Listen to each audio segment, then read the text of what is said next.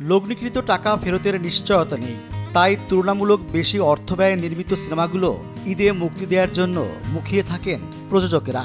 তাছাড়া ডুবতে থাকা প্রেক্ষাগৃহগুলো অক্সিজেনও পেয়ে থাকে এ সময়। আসন্ন ঈদ উল ফিতরে এখন পর্যন্ত 4টি সিনেমা মুক্তির জন্য প্রস্তুতি নিচ্ছে। সেগুলো হলো বরবাদ, দাগি, জঙ্গলি ও জিন 3। এরই মধ্যে সামাজিক মাধ্যমে শুরু হয়েছে প্রচারণা।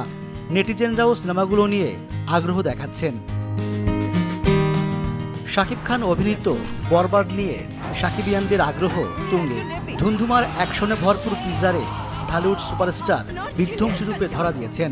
এটি পরিচালনা করেছেন মেহেদী হাসান হৃদয়। ছবির বেশিরভাগ অংশের শুটিং হয়েছে ভারতে। এতে কিং খানের বিপরীতে আছেন কলকাতার ইদিকা পাল। শাকিবকে চ্যালেঞ্জ জানাতে দাগি নিয়ে হাজির হবেন ছোট পর্দার সুপারস্টার আফরান নিশো। এটি হতে যাচ্ছে বড় পর্দায় তার দ্বিতীয় ছবি। এর মধ্যে এর দৃশ্য ধারণের কাজ সম্পন্ন হয়েছে, যদিও এখন পর্যন্ত এর কোনো প্রাথমিক পোস্টার বা টিজার প্রকাশ করা হয়নি।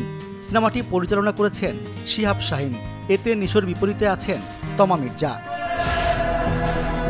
ভিন্নধর্মী সিনেমা জঙ্গলি নিয়ে হাজির হতে চলেছেন সিয়াম আহমেদ।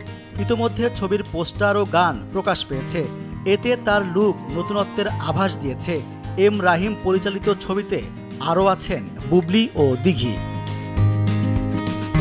মুক্তির দৌড়ে আছে কামরুজ্জামান রোমান পরিচালিত ভৌতিক ঘরানার জিন 3। একটি সত্য ঘটনাকে পর্দায় তুলে ধরা হবে এর মাধ্যমে।